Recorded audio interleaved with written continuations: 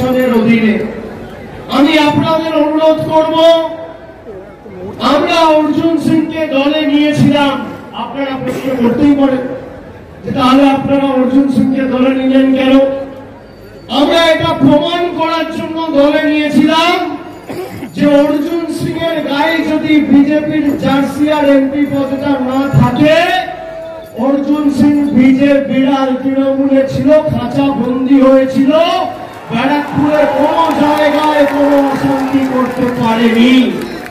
2022 থেকে 22-23 যে 2 বছর অর্জুন সিং তৃণমূলে ছিল, কোনো জায়গায় কোনো দুর্ঘটনা, কোনো নৈরাজ্য, কোনো গুন্ডামি, রাজানি, গাজোয়ারি, মস্তানি করতে দিইনি। আর যেই বিজেপিতে গেছিল 2019-এর নির্বাচনের প্রাক্কালে, জিতে খুন, বম্বিং, চারিদিকে অশান্তির পরিবেশ তৈরি করেছিল। তৃণমূল, বিজেপি, কংগ্রেস, সিপিএম, নির্দল এসব পরে হবে। আগে মানুষের জীবন, বেঁচে থাকার অধিকার, লড়াইয়ের সংগ্রাম, মানুষ থাকলে সব হবে। আর আমরা বিজেপিকে বাংলা বিরোধী বলেছি, তার কারণ এরা বাংলার কৃষ্টি, সংস্কৃতি, ঐতিহ্য জানে না।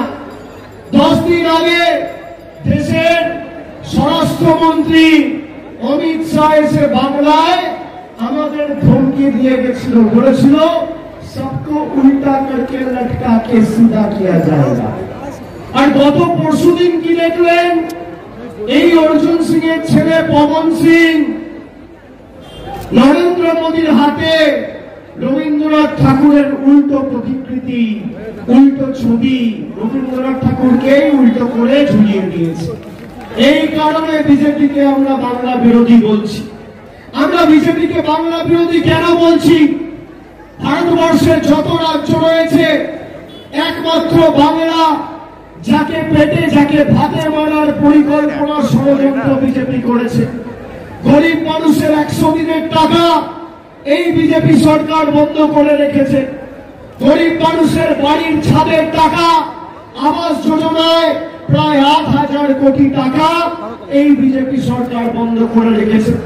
জলের টাকা বন্ধ, কলের টাকা বন্ধ, রাস্তার টাকা বন্ধ, সর্বশিক্ষা মিশনের টাকা বন্ধ। সর্বত্র বাংলায় 2021 সালে হেরে যাওয়ার পরে বাংলার টাকা বন্ধ। আমরা এই লোকসভায় 6টা বিধানসভায় জিতেছিলাম, একমাত্র খালি ভাটপাড়া বিধানসভা কেন্দ্রে হেরেছিলাম। আমি ব্যারাকপুরবাসীকে বলবো, আপনি দেখুন তৃণমূল বিজেপির মধ্যে পার্থক্য কি।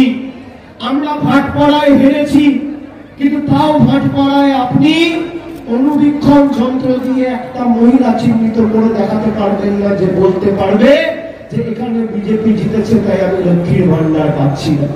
আর অন্যদিকে বাংলায় হেরে গিয়ে নরেন্দ্র মোদীর গরিব বিরোধী, জনবিরোধী বিজেপি সরকার গরিব মানুষের 100 দিনের টাকা বন্ধ করে রেখেছে। এদেরকে এমন ভাবে আগামী 20 তারিখ জবাব দিতে হবে যে মানুষকে ঠকানোর আগে যাতে 10 বছরের ব্যারাকপুরের জবাবটা মনে রাখে। আমি আপনাদের বলবো, 10 বছর আগে দেশের প্রধানমন্ত্রী নরেন্দ্র মোদী হওয়ার আগে দেশের পরিস্থিতি কি ছিল, আর আজকে দেশের পরিস্থিতি কি, নিজের চোখে দেখে বিচার করুন।